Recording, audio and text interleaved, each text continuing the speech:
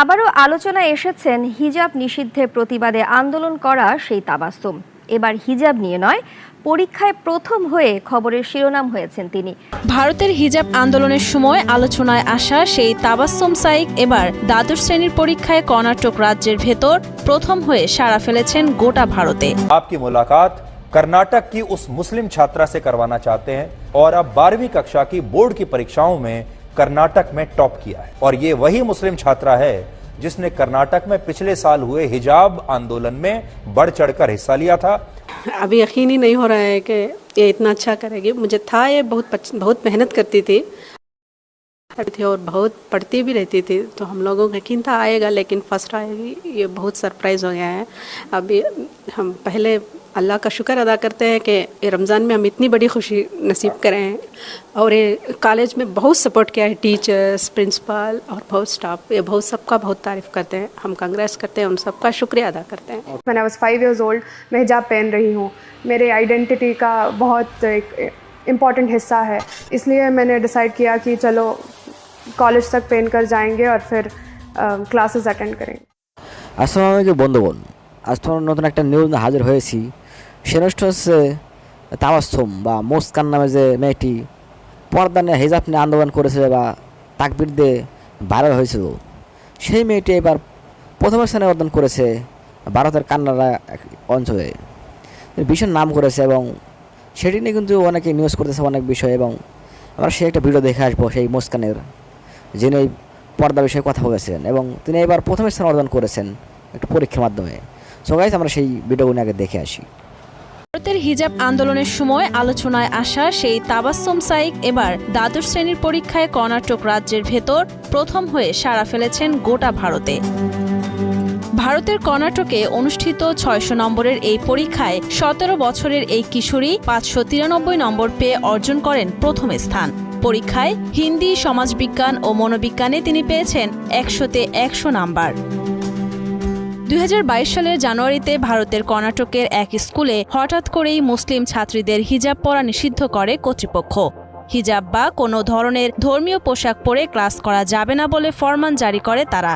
বোরকা বা হিজাব পরে স্কুল কলেজে এলেও শ্রেণীকক্ষে তা খুলে ফেলতে হবে, যেখানে স্কুল ইউনিফর্মই একমাত্র পোশাক।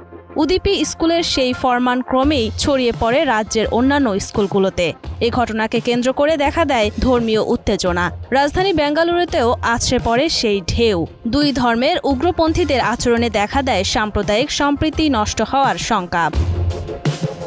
ঘটনার পর ওই ফরমানের বিরুদ্ধে মামলা করেন মুসলিম ছাত্রীরা, কিন্তু কর্ণাটক হাইকোর্ট জানিয়ে দেন হিজাব ইসলামের অপরিহার্য অঙ্গ নয়, স্কুলের ইউনিফর্মই শেষ কথা।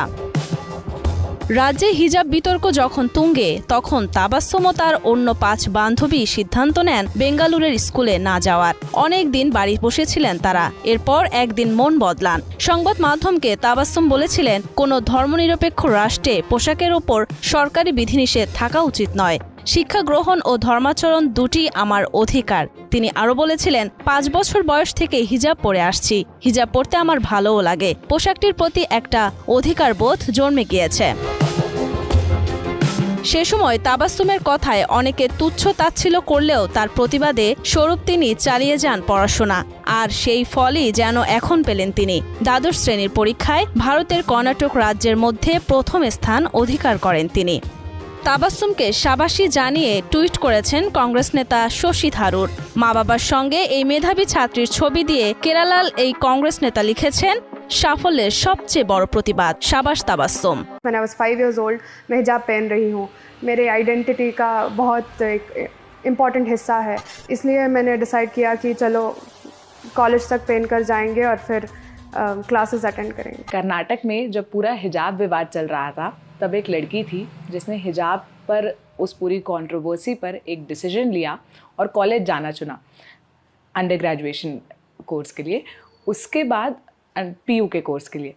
उसके बाद जब रिज़ल्ट आया तो पता चलता है कि उस लड़की ने टॉप किया। 600 में से 593 मार्क्स आए, 98.3% टू बी प्रिसाइज, और फिर हर जगह वो न्यूज़ में छा गई।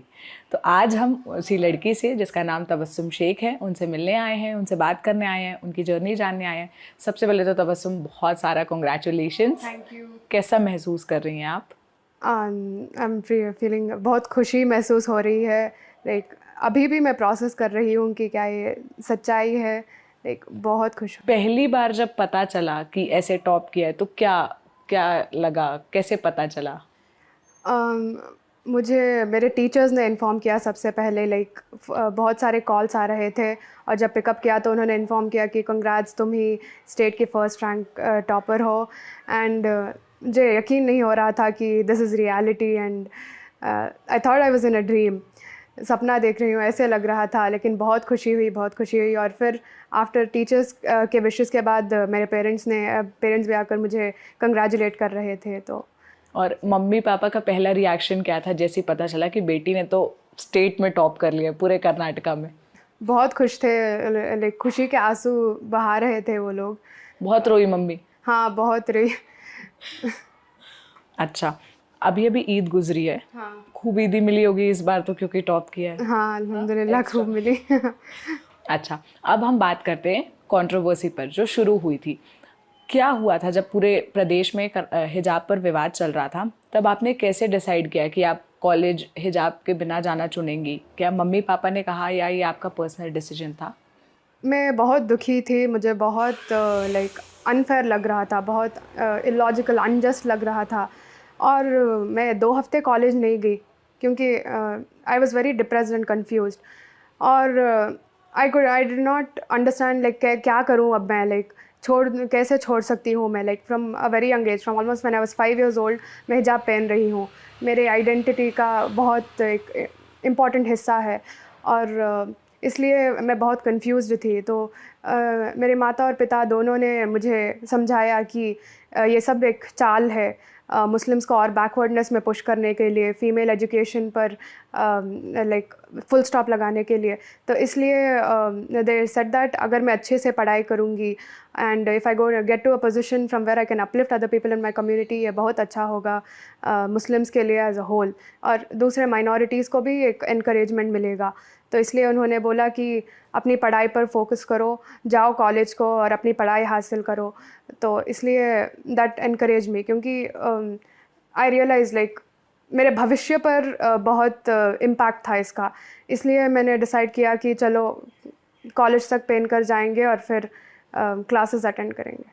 तो आप कॉलेज तक हिजाब पहनकर जाती थी, फिर कॉलेज के बाहर आप उतारती थी? हाँ, उधर क्योंकि एक अंदर रूम अलाउ देते नहीं थे। था। हाँ, एक रूम प्रोवाइड किया था, तो उधर जाकर सब कुछ बैग में रखना पड़ता था और फिर क्लासेस अटेंड करना पड़ता था। तबस्सुम, आपकी जो कहानी है उसमें आपके पेरेंट्स का भी सपोर्ट था। उन्होंने कहा कि जाओ, आपको समझाया। बहुत सी ऐसी लड़कियां हैं जो बचपन से हिजाब पहनती हैं और जब ये हाई कोर्ट का डिसीजन आया था, कर्नाटका हाई कोर्ट का, तो उन्होंने पढ़ाई छोड़ दी, स्कूल जाना बंद कर दिया, कॉलेज जाना बंद कर दिया। उसकी वजह से उनको जो नुकसान होता है, क्योंकि कई बार पेरेंट्स भी नहीं अलाउ करते, तो उस पर आप क्या कहना चाहेंगी? मेरे कई सहेलियां थी जिन्होंने माय ओन क्लासमेट्स, मेरे ओन फ्रेंड सर्कल में बहुत लोगों उनको they could not tolerate that, क्योंकि like I said it is a important part of our identity and religion. तो वो ड्रॉप आउट हो गए कॉलेज से। They went for correspondence and other open courses and they are going to give their exams in a few months. And मुझे बहुत उदास feel हुआ उससे। एंड मेरा सवाल ये था कि उन जो लड़कियों की पढ़ाई छूट जाती है, तो आप क्या कहना चाहेंगे? मतलब आप क्या फील करती हैं, या आपको क्या लगता है कि क्या होना चाहिए? I respect their decision. Like I can understand what they are going through, or even after I chose that, I felt very guilty. So I can understand how they feel. लेकिन कैसे भी करके उन्हें अपना एजुकेशन हासिल करना चाहिए, क्योंकि that will empower them.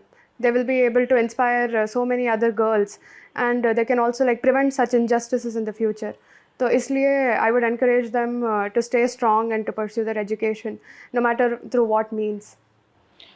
Tabassum, एक बहुत बड़ा तबका है जो इस बात का विरोधी है कि स्कूल में हिजाब नहीं पहनना चाहिए। उनके ये तर्क होते हैं कि आप यूनिफॉर्म जब पहनते हो तो इसीलिए यूनिफॉर्म पहनते हो कि सब एक जैसे लगें, उसकी वजह से एक डिफरेंस क्रिएट होता है। आप उस पर क्या कहना चाहेंगी? मैं जब स्कूल में पहनती थी और जब कॉलेज में भी फर्स्ट ईयर सारा वर्ष मैंने पहना था हिजाब, इट वॉज नेवर कोई भी डिफरेंस नहीं फील होता था. In fact we use to feel more united, क्योंकि जो डिफरेंस दिखता था and the fact that we could still connect despite all of this, ये हमें और क्लोजर लाता था. It was never like oh ये मुस्लिम है या हिंदू है, ऐसा कभी नहीं महसूस होता था. Majority of my friends are Hindus और they are very curious like क्यों पहनती हो ये सब कुछ, but they are also very respectful. And it was never like ये है हम लोगों को लाइक सेपरेट कर रहा है. It was more like we are coming together. India में जो यूनिटी है ना, there is unity in diversity, तो it was like that. And it was not like you know we are different. तो the people who say that I sternly disagree with them, क्योंकि ऐसा कुछ नहीं है. यूनिफॉर्म पहनो या ना पहनो, हमारे मन में जो होता है that is what we reflect in our interactions, right. तो हम हमेशा संग थे, साथ थे, and we never felt that ये अलग है. एक आखिरी सवाल इस कंट्रोवर्सी पर करूँगी, फिर उसके बाद मैं आपके फ्यूचर पर जाऊँगी. आखिरी सवाल मेरा ये है कि जो लोग प्रो चॉइस हैं, जो इस बात के समर्थक हैं कि जिसको जो खाना है, जो ओढ़ना है, जो पहनना है, वो अपने हिसाब से करें, वो भी कभी कभी ये बात कहते हुए सुनाई देते हैं कि ये सब ना ब्रेन वॉशिंग का तरीका है, या फिर पेरेंट्स का थोपा हुआ है किसी भी बच्चे पर, किसी भी बच्ची पर जो 5 साल की, 4 साल की है, उसको तो ये ब्रेन वॉश करके या बचपन से फीड किया गया ना, इसीलिए उसकी चॉइस हिजाब है. अदरवाइज़ 18 साल की उम्र तक आप उसे ना पहनाओ, उसके बाद वो उसकी चॉइस होनी चाहिए, वो पहनना चाहे ना पहनना चाहे. It's not like as soon as we turn 18, we suddenly become all aware and intelligent. उससे कम उम्र से ही हमें पता होता है कि सोसाइटी में क्या चल रहा है, हमारे अतराफ क्या चल रहा है. और जब हमारे ऊपर जब parents like obviously it is their duty right to pass on the religion, तो जब वो हमें सिखाते हैं कि हिजाब पहनो, तो ऑब्वियसली हम क्वेश्चन करते हैं कि क्यों पहनना है. तो अगर जो वो कहते हैं, अगर हम वो अंडरस्टैंड करते हैं, उससे सहमत है, जब भी हम पहनते हैं, तो it was they inculcate it in us and it is our choice to don it every day. So this is not oppression, this is not something which was impose upon us, this is our choice. We went through like हमारा religion क्या सिखाता है वो सीख रहे हैं, and yes we want to implement it, we want to please Allah, right. तो इसलिए हम पहन रहे हैं. It is not about brain washing at all. कितनी कॉन्फिडेंट और क्लियर है तबस्सुम आप अपने थॉट्स में. ये देख के मुझे इतना अच्छा भी लग रहा है और मैं इतनी इम्प्रेस्ड भी हूँ आपसे. मैंने एक इंटरव्यू में पढ़ा कि आप अब फ्यूचर में लिबरल आर्ट्स पढ़ना चाहती हैं. क्यों लिबरल आर्ट्स पढ़ना चाहती हैं? मुझे हमेशा सोशल साइंसेस के जो सब्जेक्ट्स हैं, history, economics, psychology, sociology, they felt more relevant. Like जो भी चल रहा है इस सबको समझने के लिए, हमारी सोसाइटी को और ह्यूमन बीइंग्स जो सारे लोग बहुत अलग है, बहुत यूनिक है, इन सब चीज़ों को समझने के लिए ये बहुत सहायता करते हैं. इसलिए आई थॉट ये लेते हैं, क्योंकि साइंसेस तो they are like overflowing now. क्यों लिबरल आर्ट्स के लिए इतना अटेंशन नहीं है when it has so much importance in our daily life? I could not understand that. It defied logic. That is why I decided that no matter what society says, I will still go for liberal arts only. क्योंकि I thought that at the end of the day, my parents will also be happy as long as I am happy. और अगर मैं liberal arts choose करूँगी तो I definitely felt that I could create a career in which I would be satisfied. क्या career आप बनाना चाहती हैं, क्या करना चाहती हैं? I want to become a clinical psychologist. My God. I'm so happy, I'm so proud of you. अच्छा ये बताओ, मम्मी पापा क्या ऐसे बहुत फोर्स करते थे? कितने घंटे पढ़ाई की थी टॉप करने के लिए? एक्सपेक्टेड था कि टॉपर्स में तो कहीं ना कहीं नाम आएगा? या तो एक्सपेक्ट तो कर रही थी, लेकिन उसके लिए मेहनत भी ज़रूरी है. तो कॉलेज में ही मैं फुल नोट्स बना लेती थी. लाइक हमारे lecturers they were very very good. तो बहुत डिस्कशन एनकरेज करते थे और बहुत इन्फॉर्मेशन पास ऑन करते थे. तो मैं सब कुछ लिख कर लाती थी. घर आकर थोड़ा समय रेस्ट करने के बाद I used to get back into it. तो कॉलेज से आने के बाद almost 3 hours I used to study, I used to revise notes, और फिर सुबह 4 को उठकर पहले I used to pray and then फिर से रिविजन, और अगर कुछ नोट्स बनाने हैं और तो मैं अगर कोई गैप्स है अंडरस्टैंडिंग में, I used to clear that up. और ऐसे ही मेरा डेली रूटीन था. और हमारी कॉलेज वालों ने दे रेस्पेक्टेड दैट हर बच्चे का अलग तरीका होता है पढ़ाई करने का. तो इस कारण उन्होंने हमें 1 मंथ ब्रेक दिया था, इन विच स्टडी हॉलीडे था. तो हम जैसे चाहे वैसे पढ़ सकते हैं, और हम हमेशा उनको कांटेक्ट कर सकते थे टीचर्स को डाउट्स क्लियर करने के लिए. तो that was very helpful. That is when I was able to study almost 8 to 12 hours daily. तो 8 से 12 घंटे डेली? या तो ये वो ड्रीम बच्ची है जो मेरे मम्मी पापा ने ऐसे ख्वाब देखा था कि कभी मैं ऐसी बनूंगी. कभी मैं नहीं बन पाई. फिर इतना पढ़ाई करने के बाद चिल करने के लिए क्या करती थी? मैं एनिमे देखती थी, थोड़े बहुत सिटकॉम्स देखती थी और यूट्यूब बहुत देखती थी। एनिमे में क्या क्या जैसे? मेरा फेवरेट हंटर हंटर है and other than that I also like Fruits Basket and like थोड़े शॉर्ट टूर वाले ही मैं देखती थी, like if it's too lengthy commitment हो जाता था ना। और यूट्यूब पर क्या देखती थी? यूट्यूब पर आई यूज्ड टू लाइक बहुत सारे चैनल्स हैं। जैसे कोई भी अगर एक दो शेयर करना चाहें, um, चिल करने के लिए या थोड़ा सा लाइट फील करने के लिए। ओके तो like I was interested in arts and crafts, तो थोड़े वो वाले चैनल्स देखती थी। Other than that there is this channel called Cinema Therapy, तो उस पर एक थेरेपिस्ट और एक फिल्म मेकर दोनों मूवीज़ देखते हैं and the therapist will analyse like movie में क्या क्या कैरेक्टर्स कैसा पर्सनालिटी दिखा रहे हैं और film maker would say like ये मूवी बनाने में क्या क्या लगा था। तो मुझे वो बहुत पसंद था देखने के लिए, because I felt that you know I am acquiring knowledge while also like और लाइटर वे में। हाँ exactly, in a light way. So that's why I used to watch that channel a lot. आप बहुत confident हैं, आप अपने thoughts में बहुत क्लियर हैं।